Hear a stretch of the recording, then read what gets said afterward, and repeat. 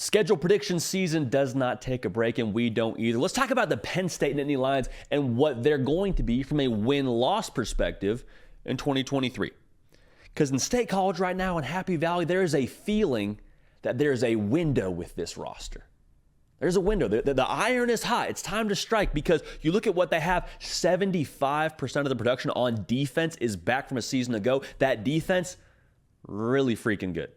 Only allowed 18 points a game. Abdul Carter, the linebacker, is a heat-seeking missile. Coming back there from the second level. Like he is a guy that you're going to have to watch every single week. He gets the 11. You don't give out 11 if you're a linebacker at Penn State unless you're that dude, and he wore it as a freshman. So I think we all know what he is. There's also a chance to be better on the offensive line. Shout out Cornell grad Hunter Norzad. But Coach James Franklin came on this very show, and he told us we have a chance to be better up front. That says something. Olu Fashanu was going to be a top 10 pick. He said, run that back. Turbo, I want to do more in Happy Valley. Like, there's a lot of excitement. And a lot of that excitement outside of those two sectors of this roster falls squarely on the shoulders of five-star quarterback Drew Allar. And James Franklin, going back to that conversation, we're going to reference it a lot throughout this video. He said there's not a throw on the field he can't make. He's more mobile than people want to give him credit for. The tools are there for Drew Allar.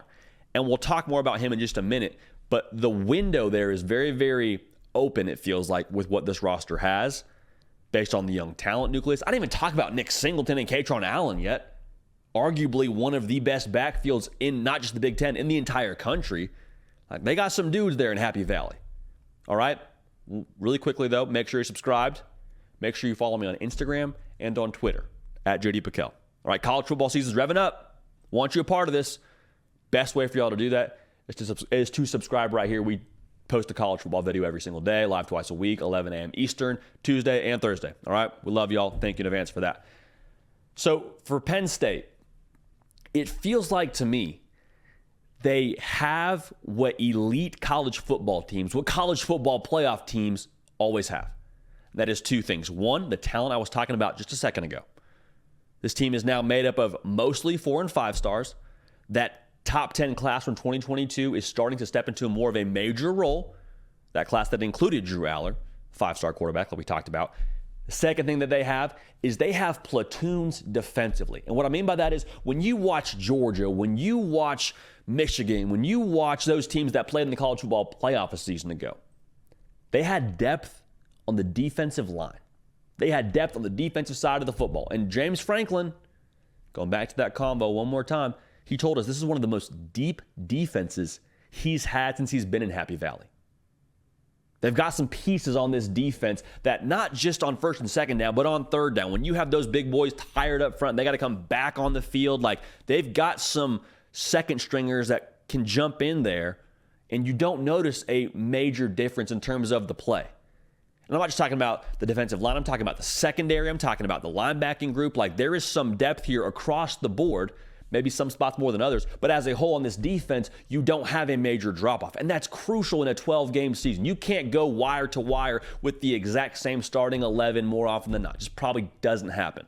So James Franklin has now recruited and developed to where they feel really good about that defense depth-wise to withstand them the length of 12 games during the season. So that's really important, and that gives me some confidence when it comes to what they're going to be going forward. Now, an enormous piece of this goes back to who we were talking about a second ago, Drew Allar. Whatever you think Penn State is going to be in 2023 likely is right in line with what you think Drew Allar is going to be. You don't think, Drew Allar will be average, but Penn State now, they're going to go undefeated. Or Drew Allar is going to be pretty bad, but Penn State, they're still going to make the college football playoff. No. Drew Allar's great. You think Penn State's going to be great. You think Penn State's going to fall off significantly. You think something about Drew Allar that I would say the majority of the public probably doesn't think. Now, the beautiful thing is we haven't seen him play yet. We get to find out what he's going to be come Saturday afternoons in the fall. But the naysayers and the people shouting for Penn State to be a college football playoff team, they're usually standing on the exact same point. They just fall different ways on it. Whatever Drew Allar is whatever Penn State is going to be. Now, I happen to believe he's going to be pretty good. Sean Clifford probably deserves a statue somewhere in State College. But as good as he was and as much as he did for Penn State, there were some limitations that he had throwing the football. There were some limitations your offense had with him at quarterback. You don't have those limitations now with Drew Allar. Dude has a cannon for an arm and gives you the flexibility to be more dynamic. Now, will you be more dynamic? We'll see. That's going to be a key ingredient. Now, let's take a look at the schedule here for Penn State. It really comes down to two games, right?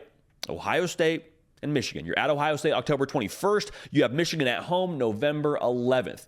Outside of those two games, you will have a better roster than everybody else you play.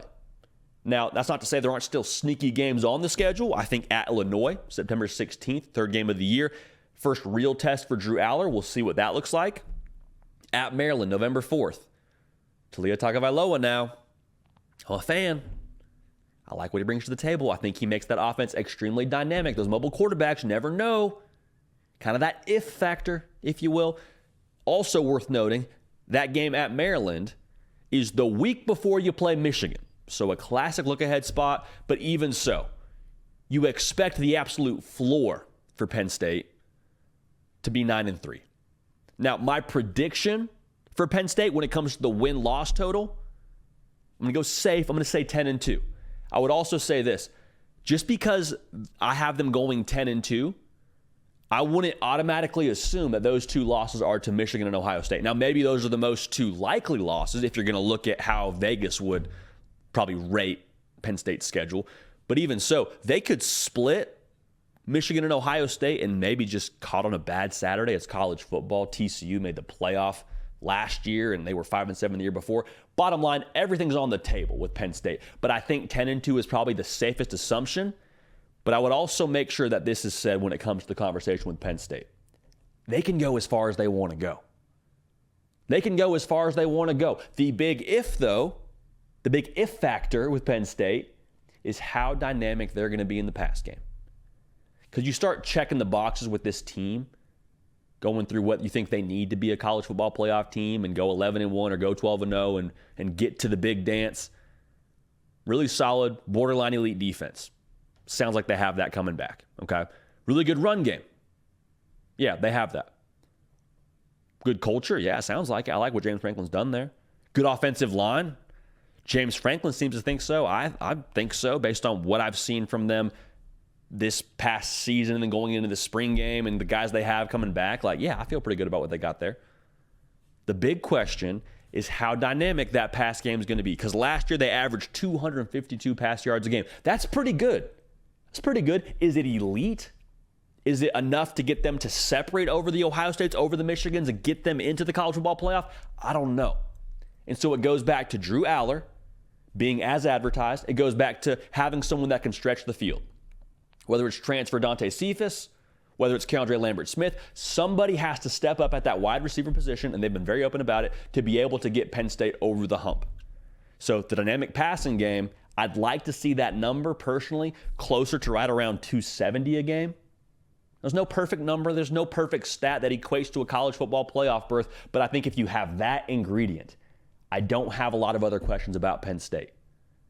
I like the way their roster is shaped up. I like the talent level they have right now. And James Franklin has this team knocking on the doorstep of a Big Ten title and a college football playoff berth. So that's how we feel about Penn State. That's our record prediction for them. But if Drew Allar is that dude now, all bets are off. We are live Tuesday and Thursday, 11 a.m. Eastern. Make sure you subscribe so you don't miss a minute of what we got going on here. Again, we post a college football video every single day for us here on the Hard Count on this YouTube channel. We're in your podcast feed, Apple, Spotify, wherever you get them, you can find us. Revving the engine now. Less than 50 days till college football. Make sure you're locked in. All right, we appreciate y'all. We love y'all. We're going to keep this party rolling, and we will see y'all next time. Thanks so much for watching. If you liked that video, subscribe right here so you don't miss an episode of The Hard Count and to stay up with all the other videos on the On3 YouTube channel.